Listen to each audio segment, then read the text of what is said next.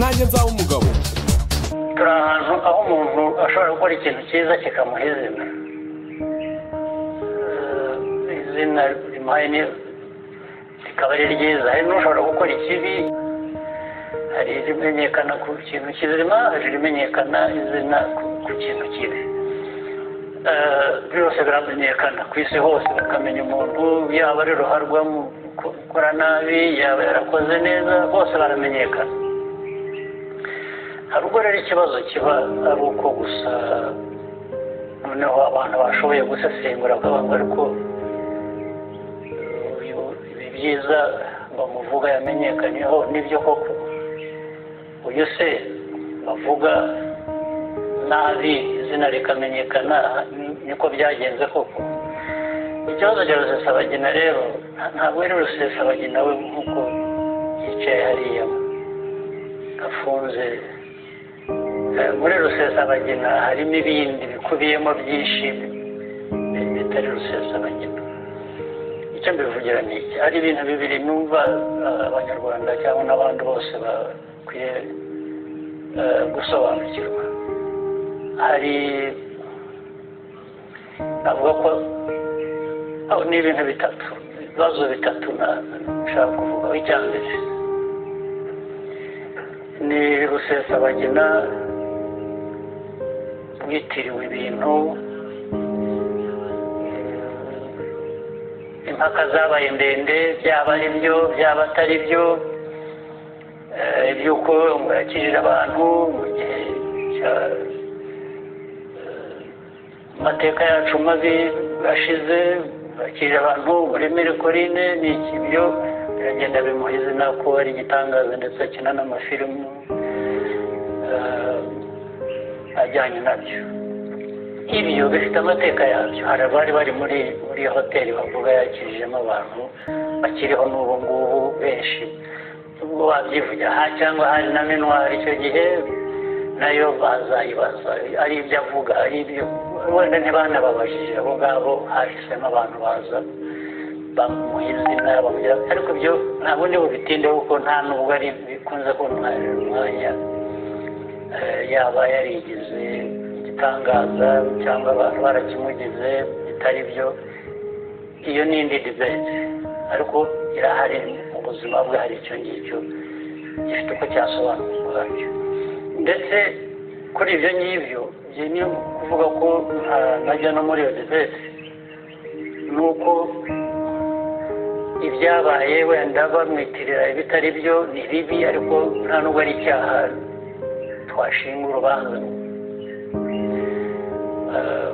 mu nkiko ngo tujye kuburana. bizagira igihe cyabyo nyine, buhoro buhoro bizajya bisobanuka.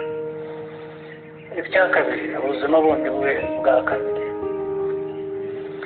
yaba yarubakiye kuri ibyo ngibyo bya mbere by'izina bamuhaye bitari byo, yaba ari abandi bamushutse, yaba ari we wishutse, yaba ari byose hamwe bikubiye hamwe, kuba abantu baramugize igitangaza akabyemera, nabo bari bafite ibindi bagamije birenze n'uyu muntu, hanyuma bikaza guhinduka ikindi kintu kivuze ngo noneho habaye umuntu ushaka no guhindura ubuzima bw'igihugu kuva icyo gihe kugera aho bugeze ubu. umuyobozi w'ibyo bikorwa bigomba gukorwa kugira ngo iki gihugu kigure amahoro ndetse kigane aho Rusesabagina gishaka, cyangwa aho abamukoresha bagishaka kugira, kuko hagomba kuba harimo ibyo gukoreshwa nta gushidikanya. nyakubahwa perezida, just a moment. aho ngaho rero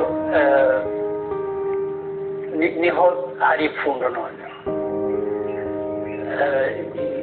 ibyo yakoze bari imitwe y'abantu barwanya igihugu hirya no hino mu karere, ab'i Burayi, mu Bubiligi, mu Bufaransa, muri Amerika, b'abanyarwanda bafatanyije n'abanyamahanga aho batuye babafasha, babashyigikiye ibyo birebe. noneho aho rero niho ikibazo kindi cya mbere, ko muri iyo mitwe mitwe igirira nabi abanyarwanda bafite icyo bagamije. Ushobora kuba banavuga ko icyo bagamije ari cyiza, ari uguhindura, bavuga ko u Rwanda rutameze neza, bashaka kurugira neza, ariko ubwo buryo bakoresha banyuramo barica abantu. hari iyitwa FLN murayizi, hari ibintu bya MRSD nabyo, hari ubwo kimwe kiba ikindi cyangwa bikaba byose hamwe, akitwa ko ari umuyobozi wabyo, akitirirwa ibikorwa by'iyo mitwe kandi akanaryigamba. Abantu bicwa muri Nyaruguru, bicwa muri Nyamagabe, bicwa hehe muri ariya mashyamba ya Nyungwe, batuye iruhande, bikaturuka mu Burundi bikinjira mu Rwanda bakica abantu bagasura, akitwa akabyiyitirira akanabyigamba akabivuga. Aho hari ikibazo agomba gusubiza. Kugisubiza kandi byazagisubiza baba abamukorera ibyo ntacyo bitwaye, ariko ibyo kwica abanyarwanda, kubabuza amahoro, amaraso y'abanyarwanda afite ku ntoki ze kubera byakozwe n'iyo mitwe navugaga, ibyo ngibyo ni ibigomba gusubizwa byanze bikunze. Icya gatatu nashaka kuvuga mbere ko gukomeza ni hari ikindi cya gatatu kivuze ngo ariko yageze hano ati ntabwo ari mu kibazo rwose ndagira ngo mbisubirire hamwe, hanyuma yageze hano ati ubu ni ikindi kibazo, ariko igisubizo cyacyo cyoroshye bizamenyekana uko yageze hano. Ariko banabwira n'abantu ko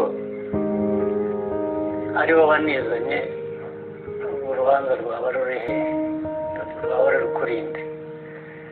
Urabizi ushobora kwizana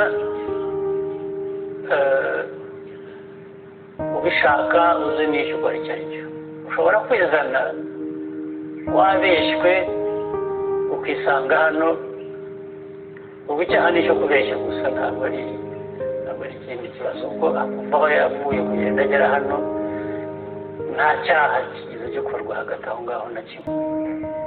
Abashakisha rero urumva bavuye ku cya mbere, izina ritari irye bamwise bamugira igitangaza, bamugira ibyo byose, iyi ngibyo nta kibazo.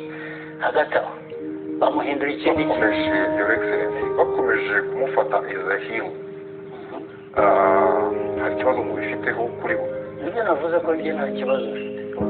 Ibyo ni impaka abantu bazajya bakerekana uko ari hiro, abandi bakerekana ko atari we. Izo mpaka zakomeza kugeza igihe nawe azasazira gukora ubutabera. Ntacyo bitwaye igihe igifite ubutabera ni icyo hagati aho ibikorwa yagiyemo kumara kugera mu myaka 10, agambanira u Rwanda, yica abanyarwanda, iyi mitwe yose yitwa ko ayobora.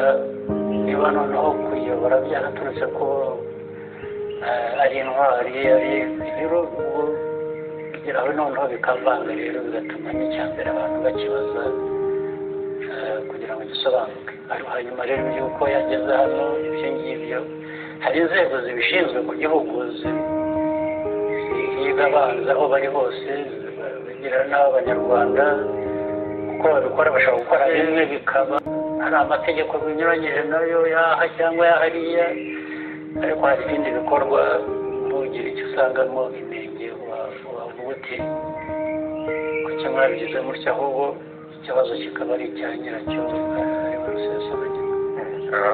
Excellency, mbere y'uko mugenzi wanjye agiye ikindi abaza, hari tukivuga kuri Rusesabagina, ni ukuvuga ko hari we ariko hari n'abandi bari mu bikorwa by'ibyo yarimo, baba hafi na kuri mwebwe, ifatwa rye ritanga ubutumwa ki kuri bo? Ahubwo wafashije kugira n'ikindi nibuka, ntabwo ari we wenyine uri hano wafashwe, ahubwo hari abo yakoranaga nabo bagiye bafatwa nabo bari hanze bakazanwa hano, barahari hano mu gihugu. Ubwo ni ukuvuga ngo ndetse bazagera aho bahurira buri wese ashinja undi ibyo yakoranye n'undi cyangwa ibyo yakoresheje undi. Ngira ngo muzi kesi ya witwa Sankara hari n'abandi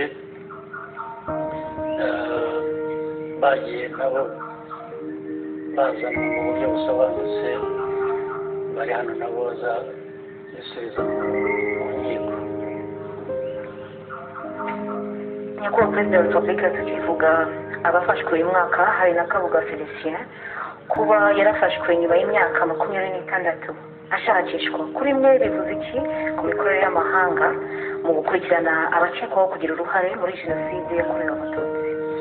Amahanga yo afite uruhare muri ibyo bibi byose kuva na kera, inkomoko yabyo ibyabaye mu gihugu byose,